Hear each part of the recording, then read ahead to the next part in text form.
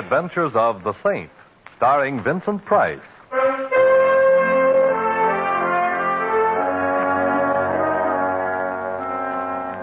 The Saint, based on characters created by Leslie Charteris and known to millions from books, magazines, and motion pictures. The Robin Hood of modern crime is now transcribed for radio, starring Hollywood's brilliant and talented actor Vincent Price as the Saint.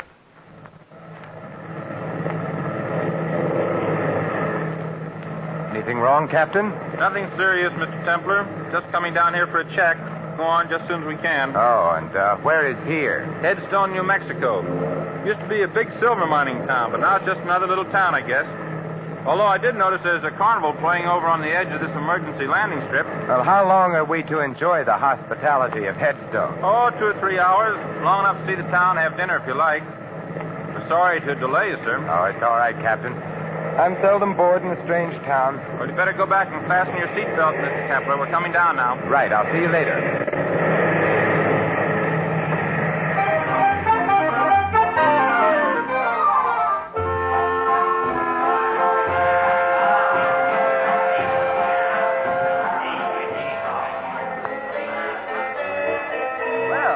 Good evening, Saint. You know me? Yet I don't seem to recall your face. Harry Kelly, and you don't recall my face because we've never met, but I've seen many pictures of you, and so I recognized you immediately. Well, that's very flattering. Tell me, Mr. Kelly, how can I get into town? You can find a cab on the other side of the carnival. Planning on staying long? Not at all. Should I? On the contrary, I was just going to suggest that I doubt if Headstone would welcome the presence of the Saint. Just a friendly remark, you understand. Oh, naturally. And if I may be permitted a friendly question, why are you telling me this? Just an interest in the continued health of my fellow human. If you have any trouble in town, look me up. Anyone can tell you where to find me. Look, the big show is just about to start. See little Fatima, the girl who shakes and shivers like a bowl full of jelly. Only 1 dime, 10 cents, the 10th part of $1. Hurry, hurry, hurry. Step right up Learn here. what the stars hold for you. I read the past, the present, and the future. Learn your fortune, young man. I already know it, Grandmother. I'm destined to meet a tall, dark, and beautiful woman. I'll settle for nothing less. I see strange lines on your face, young man. Huh? I will tell your fortune without charge. Give me your hand. I see danger. Beware of a blonde young woman. She will bring you death. There are worse ways of dying, Grandmother. I see danger. Much danger for one with a halo about his head. Blood and death. Unless he travels, I see... I think I'm beginning to get the idea.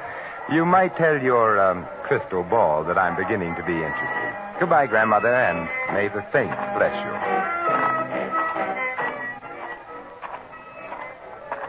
Taxi, mister? Oh, thank you. Say, do you suppose you can drive me somewhere that serves a good dinner? Sure. The Silver Dollar Hotel. Oh, fine. You know, I was just sitting there communing with nature about how many guys there are who blow their wad to watch some dame do a hula but won't spend a dime on a hack. Do I detect a touch of Brooklyn? How could you miss? That's me, chum. Ziggy from Flatbush. I used to drive a hack in Brooklyn. Now I own the only hack in Headstone. It's light, huh? You know, I ain't seen the Brooklyn Bridge for 10 years since I come out here for my health. Like I always say, it's a smart man who knows when it's healthy to get out of town. Meaning what? Does everything have to mean something? Me, I mind my own business. I stay healthy. That's why I'm living in Headstone instead of under one. I see. But if you didn't mind your own business, I suppose you'd give me some advice about leaving Headstone. Is that it? No advice, man. That's part of minding my own business. Headstone is a great place for strangers to visit, if they paid up their insurance.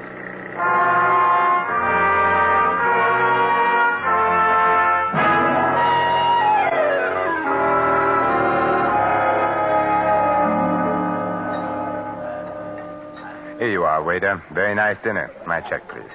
No, thank you. Keep the change. Hello. Well, Well, this is a surprising hotel. First a beautiful dinner, and then an even more beautiful blonde. May I sit down? Oh, by all means, Miss... Betty Connolly. You're Simon Templar? I should have worn my dark glasses. But now that the truth is out, you might as well call me Simon.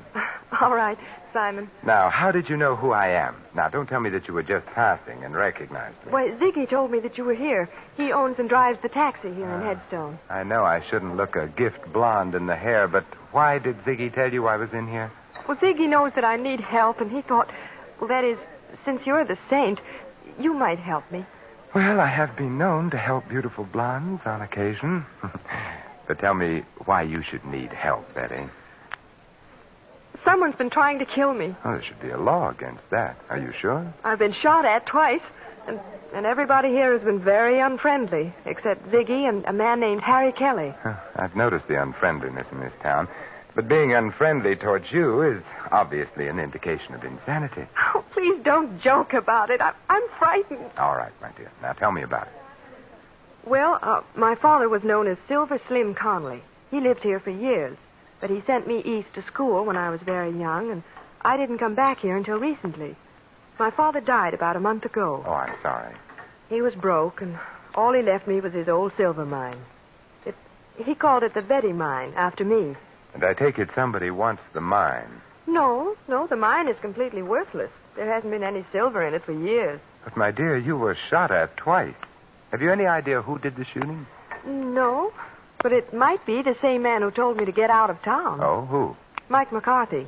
Ziggy says he's an eastern gangster who's been living out here for several months. Will you help me, Mr. Simon? Well, I've never been able to say no to a pretty girl. You mentioned a man named Harry Kelly before. Just who is he? He knew my father. He's been very friendly to me, although he thought I ought to leave town, too. I've met Mr. Kelly, and he intrigues me very much. I think we'll go see him. All right. Oh, just a minute. There was some red dust on your coat. Oh, thank you. Ziggy apparently doesn't get enough passengers to keep his cab dusted. Did you say Ziggy was parked outside in his chariot? He was when I came in. Oh, there he is. Yes, looking exactly as if he were back in Brooklyn. Ziggy!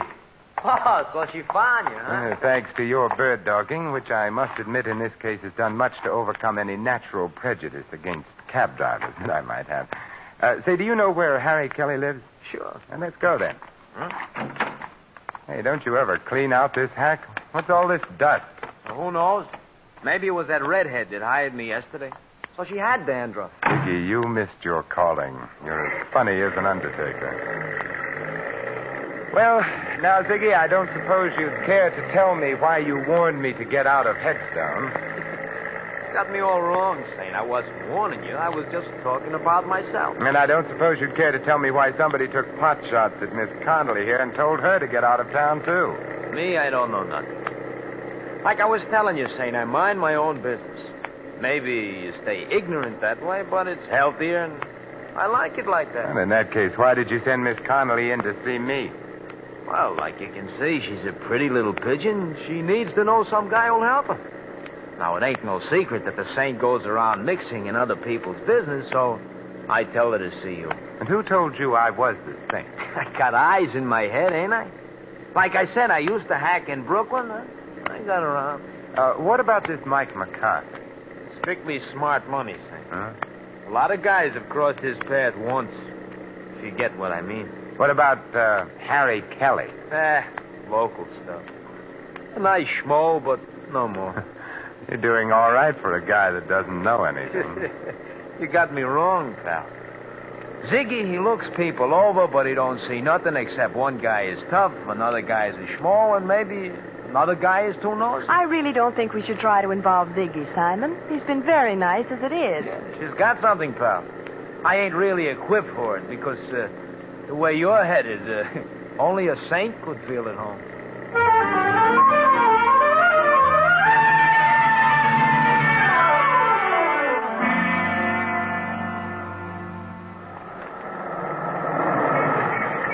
Well, here we are, Saint.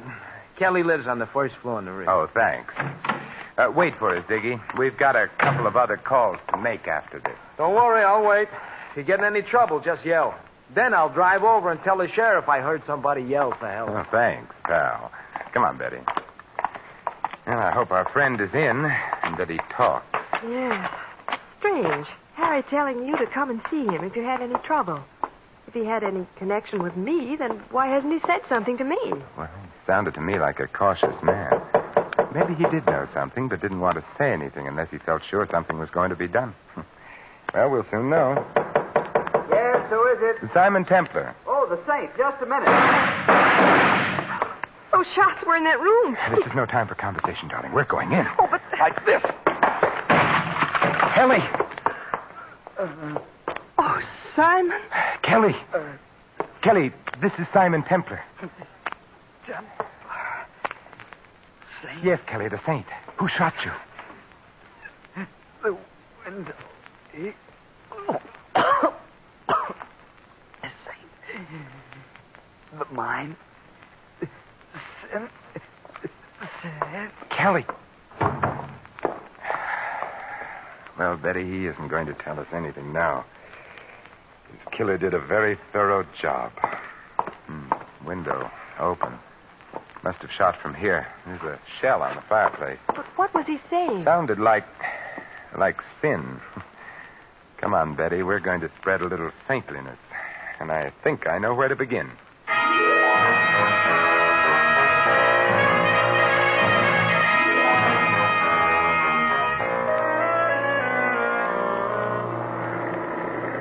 But, Ziggy, didn't you hear anything? Well, I noticed some noise, but like I told you... I know. You mind your own business. Are we going to the sheriff, Simon? No, not yet. Ziggy, who's the assayer in this town? Old man Matthews. The office is closed now, but he lives right ahead there. That big white house. Okay, stop there. But, Simon... I'd like to satisfy a little curiosity about that mine of yours. I'll be right back. You stay in here, Betty.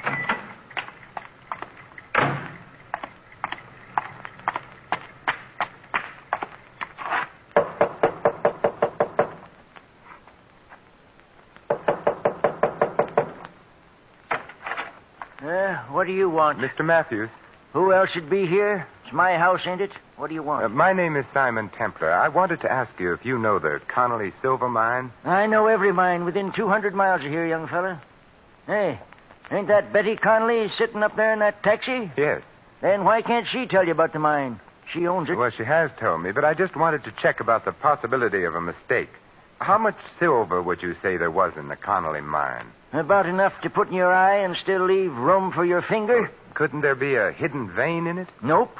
There ain't been enough silver around here to make a dime for years and years. Could there be anything else of value in it? Mud and water, if you call that valuable. You sure? Of course I'm sure. Young fella, I've been here man and boy for 70 years, and I ain't got no time to stand around answering darn fool questions. Goodbye. Well, goodbye.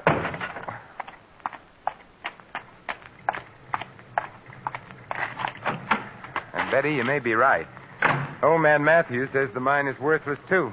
So, Ziggy, take us to see Mike McCarthy. Are you sure you want to go there, Saint? If I was you, I'd get on that plane. It's leaving pretty soon. No, Ziggy, I've decided not to leave Headstone just yet. Later you can drive me over to Albuquerque, and I'll take the chief the rest of the way. Okay, chum, it's your funeral.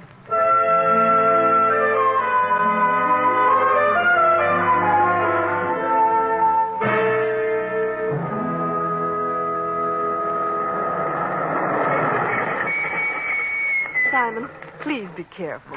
Don't you worry, Betty. The Halo Wearers Benevolent Association would be very upset if anything happened to me. I'll be right out.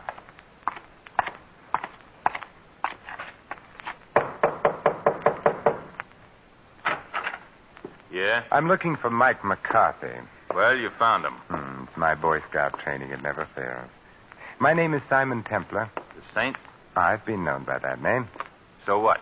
That's a very interesting question. I must try to think of an answer sometime. Meanwhile, I thought you might like to know that I heartily disapprove of your telling a certain Miss Betty Connolly that she ought to leave town. What's a girl to you? That's my business. I could make it mine. And if I do, your halo's going to slip down and start choking you. I thought bullets were more in your line. Meaning what? Meaning the shots fired at Miss Connolly and a little gunning job only a few minutes ago. I didn't do any gunning. But I'm liable to if you don't beat it. You sound so sure of yourself, Michael. That's because I got more in my hand than an itching palm. That's a very pretty gun, Mike. But I'm very much afraid that nothing will satisfy my curiosity short of knowing why you want to get Miss Connolly out of town. I got answers for nosy guys. 6 of them. I just stand right there. Stay away from that desk, Saint, or I'll... Don't worry, Mike. I have no interest in the desk at all, but I do have an interest in Miss Connolly. And now, Michael, I'll bid you adieu.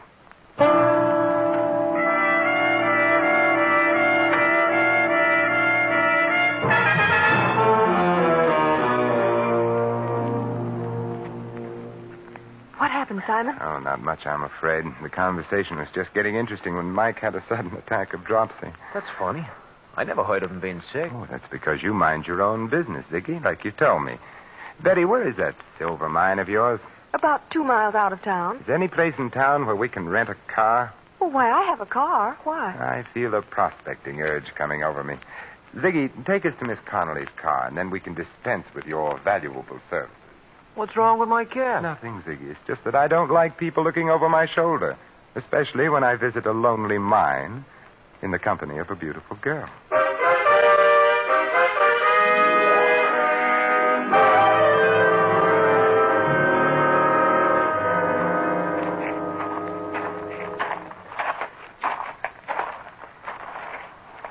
Well, here's the Betty mine, although I don't know why you want to see it. Frankly, I don't know either.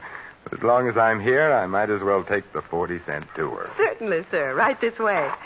This old cable car goes down into the mine. All we have to do is stand on the platform and pull the cable. It works with balanced weight. Clever, these 49ers. How far down? On the 40-cent tour, we give the exact distance. 354 feet, 6 inches. Thank you. And thank you for having electric lights in a mine that hasn't been worked for years. Oh, the mine has its own battery. See? Here's a bulb on the car. Shall we go down? What are we waiting for? Let's go. Maybe the lights will go out. Just hold it like that. I've been waiting for you two. Well, Michael McCarthy, I was wondering if we were going to have your company. And this time, wise guy, don't try anything. Don't tell me, Michael, that you're going prospecting with us. I'm riding down with you, but I'm coming back alone. Start the car down, Saint, but don't try no tricks. You have a suspicious mind, Mike. Well, here we go. Call out your floors, please. Mezzanine, ladies' underwear, galoshes, and accessories. You'll be singing a different tune pretty soon, Saint. You both had your chance to leave town your way. Now you're going to leave my way. Oh, Simon, I'm sorry. Oh, don't be, Betty. This is my first ride on an open cable car. And it'll be your last. I wouldn't be too sure. Unless that cable breaks before we get to the bottom. What are you talking about? Sucker! It's a little crowded here for a 1-2, so I guess a 1.5 will have to do. Oh, Simon. How terrible. There now, Betty. It's all right. Oh, Simon, it could have been you. He almost knocked you off the platform, too. It was the padded shoulders in my coat. I felt them hit the side. Oh, look at your shoulders. They're covered with dirt from the sides of the shaft. Yeah. Huh. It's red dirt. Wait a minute. Well, we can go back up, Betty. Mike doesn't need our help, and I don't need anybody to answer questions anymore.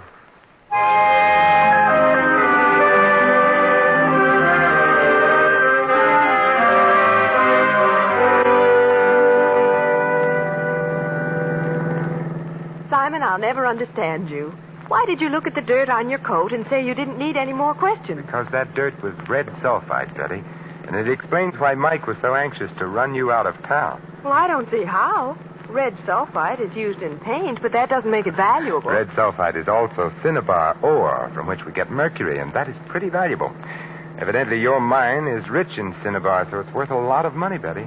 Oh, then that was what Kelly was trying to tell us when he said sin. Yes, he was trying to say cinnabar. How can I ever thank you, Simon? Well, I have a couple of ideas on the subject. Oh, but now people would say I was chasing you for your money. So I guess you can just see me off on the train. We'll stop in town and have Ziggy drive us to Albuquerque. Oh, but I'll drive you. Now, I insist on taking a cab. I don't want you coming back alone. I may want to change my mind about fortune hunting.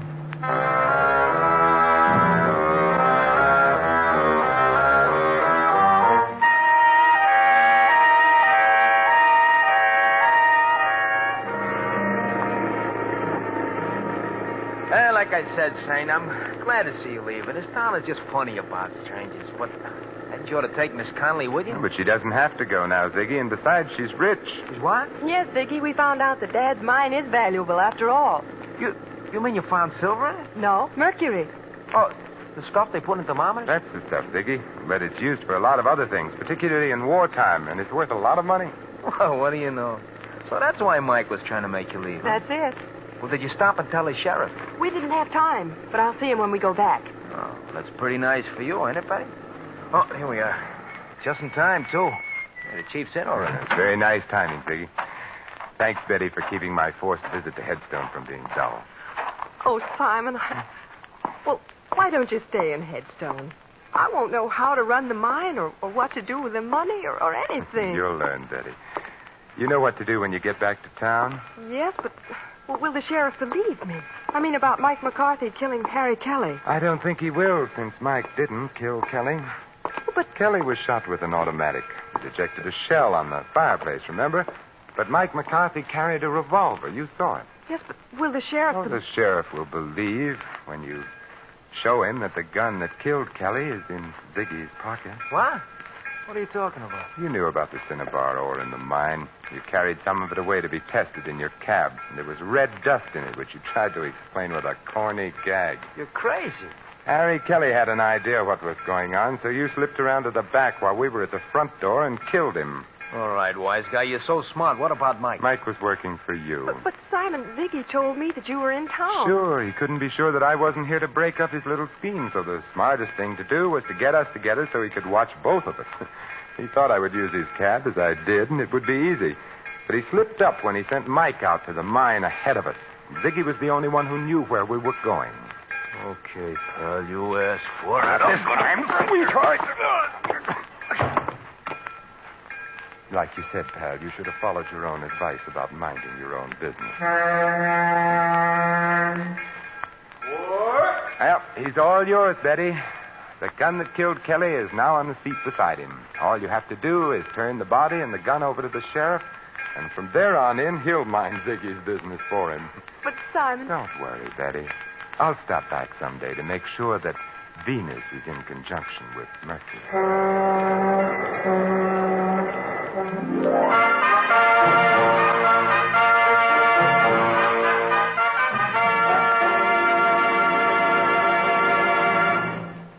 You have just heard another adventure of the Saint, the Robin Hood of modern crime. Now, here is our star, Vincent Price.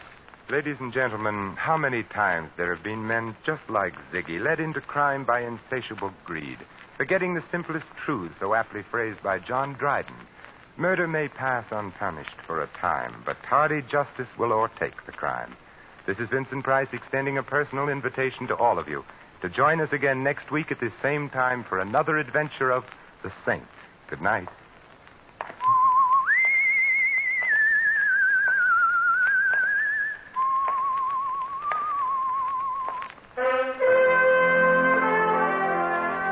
Tonight's script of The Saint was written by Michael Cramoy. Our cast included Harry Bartell, Barney Phillips, Colleen Collins, Fred Howard, and Tony Barrett. The music was composed and conducted by Harry Zimmerman. The Saint is a James L. Saphir Agency production and was transcribed and directed by Thomas A. McAvity. Don't forget that the Saint comic books are on sale at all newsstands. Your announcer, Merrill Ross. This is the Mutual Broadcasting System.